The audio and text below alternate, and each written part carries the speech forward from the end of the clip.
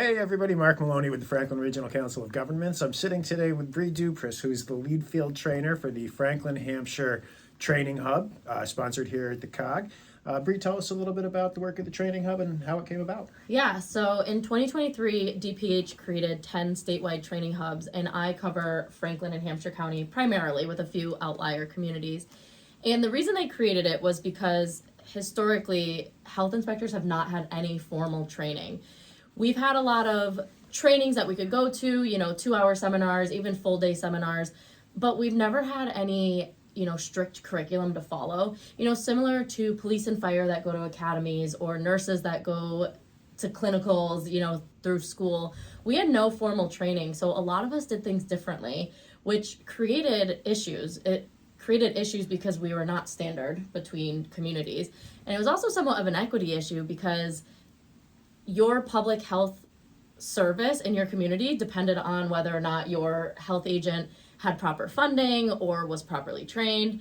So they created these training hubs so that we could all get the same training and kind of start doing things a little bit more standardized. So Greenfield's not doing things different than Deerfield, and Southampton's not doing things different than East Hampton. We're trying to kind of get us all on the same page. Because the regulations are the same for every single municipality in the Commonwealth, Yes. so it's more just about the approach of does your inspector use the same approach Yes. as the community next door. And Without that kind of standardized training, you're not necessarily getting the upholding of the actual safety standards. Yeah, and a lot of us do things. It's okay if we do things a little bit different in our approach, but we want to try to avoid, well, when I worked in that town, they didn't make me do that, or just making major mistakes we want to avoid. And this training hub program is kind of near and dear to my heart because I got hired in a small town right out of college. And I remember looking at the job description and being like,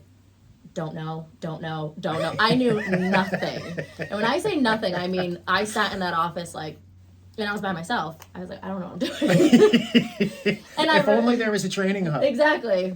And I relied on, health directors in other communities, and, Northampton helped me out a lot. And eventually I got hired in a larger city, and I had a great boss and director, and she kind of mentored me. And I'm grateful for that because without her mentoring, I don't know if I'd be here today. And again, it's not fair that some people might have mentors and some might not. So the state created these training hubs, and it's a 3-tiered approach. So tier 1 is online trainings. So for certain topics, right now we have food and housing available, and inspectors go through tier 1, which are online courses. And then tier 2 are classroom trainings. They're usually in person, mixed in with some virtual.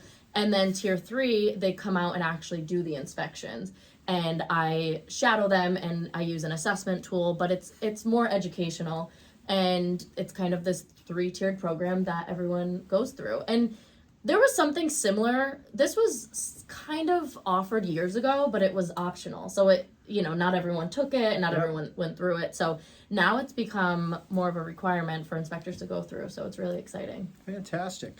So here we are in early 2025. Yes. What do we have going on with the Training Hub over the coming year or the coming couple of seasons? It's a good question. So we've already been doing the tier 3 food inspections. Probably for the last 6 months I've been doing them. And we're just about to start tier 3 housing in March. I have my first cohort of inspectors coming mid-March, so I'm really excited for that.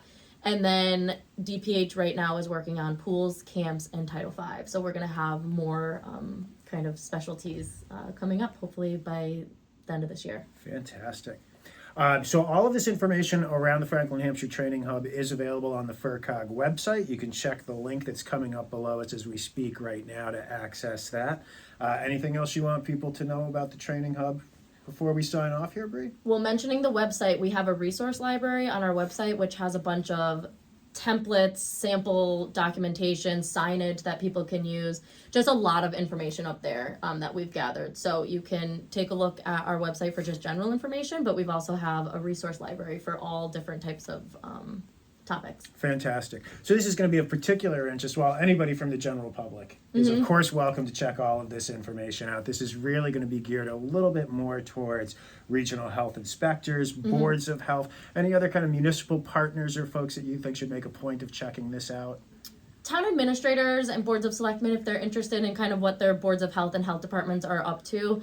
But our website is primarily designed for inspectors and agents to take a look at, and anyone is welcome to reach out to me.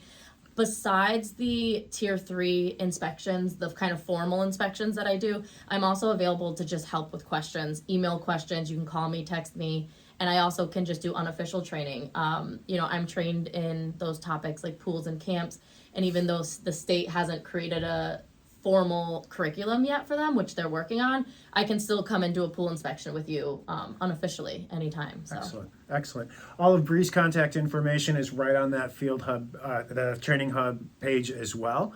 So check that out at your leisure. And Bree, thanks for sitting down with me today. Yeah, thanks for having me. All right. Take care, folks.